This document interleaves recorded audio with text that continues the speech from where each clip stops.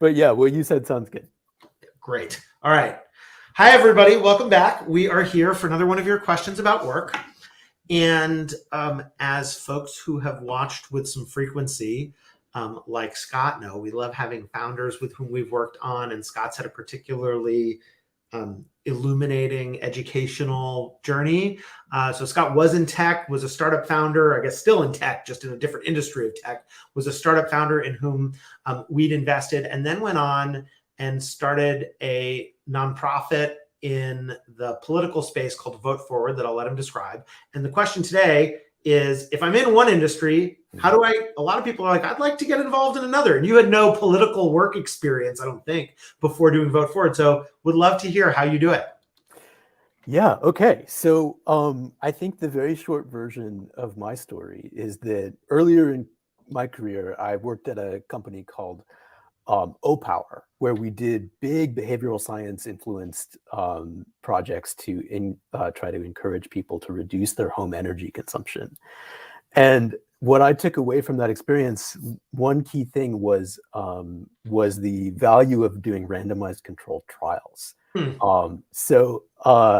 I feel like that's not necessarily the norm in a lot of industries, but it turns out that even among many scientists, I don't think that they necessarily get that value out of it. But it sure. just sounds like at O-Power specifically, that was the method. And I remember, obviously when you were working on your startup talking about it, but that was the method that stuck out to you. That's right. That was so the key insight for me in my transition into politics was a couple of things, but the most important one was to just do it, to just do something, that you don't actually need permission from any gatekeepers to do experiments in the real world. And so the origin story for Vote Forward was that for a number of years I had been nursing this kind of mental hypothesis that we could use the mail and handwritten letters to try to influence people's voting behavior. And the entire thing started with me writing the first 1,000 of them at my kitchen table to voters in Alabama to see if I could have any impact on that race. And I did it as an RCT with a control group and a treatment group and random assignment between the two. And that's what allowed me to see like whether it actually had an impact. And the entire project has flowed out of the, I think both the willingness to sort of get my hands dirty and tired, I guess more to the point in that way. But then and also what ink you used. Yeah, exactly. But then that proved to be a really firm foundation from which to go talk to people who I had never really spoken with before and have like real data to present to them to say, this is what I did, and I want to make it bigger. And do you think that's a good idea? So it was a great way to open that door. But one thing that's a little bit hard to remember in retrospect is I didn't actually know what it meant. So I got these amazing results back, and I thought, that seems kind of okay. That's a pretty good result. And then when I went and talked to people, I showed it to them. They told me they were wowed. That's amazing. You should do this much more. So I think that there's a bunch of different lessons in there that I took away from it. But that was the path that I took anyway. And can I ask, so you enter this new domain. Actually, before we say that, just a comment on what you just said. I don't know what's impressive because I'm not in it happens all the time. I mean, I've had startup founders say, we ran this revenue experiment and it didn't work. And I'm like, what are you talking about? Multiply that by how many users you have. You have a huge company on your hands. And then they go do it and end up with a huge company. That's not the norm, but it does happen. But you are stepping, and we've often talked about here about how others won't give you credit for these bridging skills. Like you had this bridging skill in RCTs, in experiments, basically. But if you had gone around looking for a job in politics and talked to people, they wouldn't have been like, oh yeah, buddy from that tech energy company. But you then did it yourself, which I think was an important, essential element of this. What did you discover was different, the same as you switched? Mike Bloomberg has this joke about the difference in business and government is in business, it's dog eat dog, and in government, it's the opposite. And, I'm just curious to what extent you found things similar versus the same. What did you have to bring confidence, false confidence? Sort of how did all that unfold?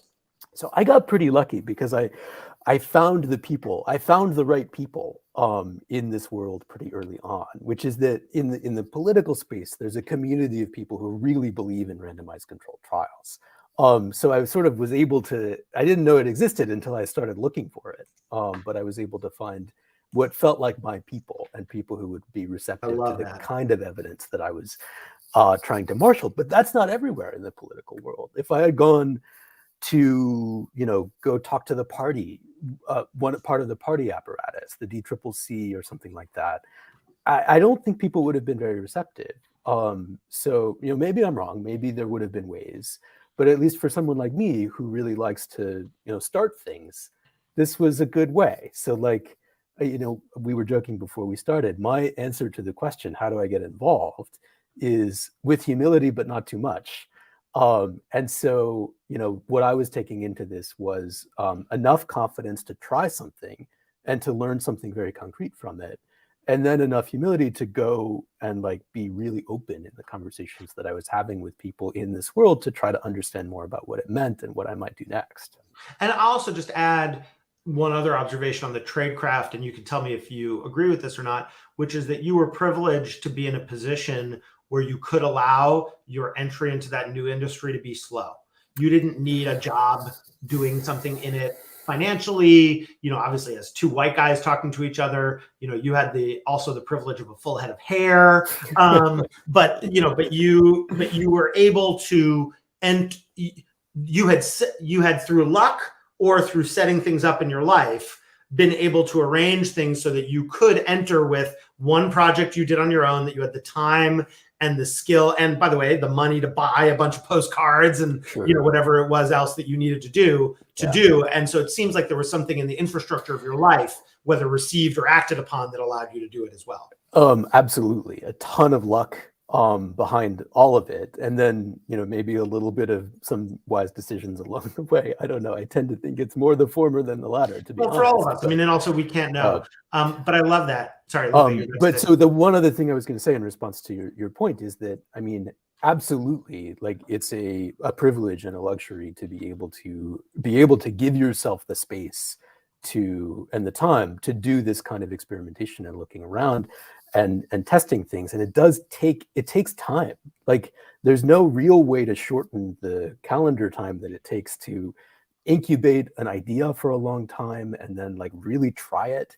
And so, I don't know if you and I have talked about this before, but this is one of the reasons why I'm a very strong proponent of a universal basic income, and why I really believe in some of these incubator projects that exist now to help people find the space, have the space to do this sort of exploratory work, which is part of what I appreciate about the seed stage VC style that you and Bluebird Beta operate. Is like, so I think there are ways to find that kind of support when you're ready to commit to something. Well, or there are ways, certainly for some of us, luck or life circumstance or whatever.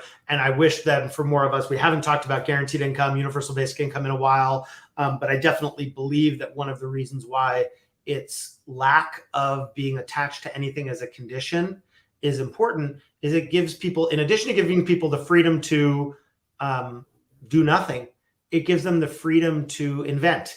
And actually, one of the hard things about invention and creativity, and I do think switching industries is often an act of invention and creativity. There are other ways to switch. You're a CEO, maybe the title is your bridge that allows you to switch. But we're talking about sort of as you're rising in your career, is that doing nothing and doing something creative often look deceptively simple. And that's okay. It's, that's a feature unless society looks at it as a bug.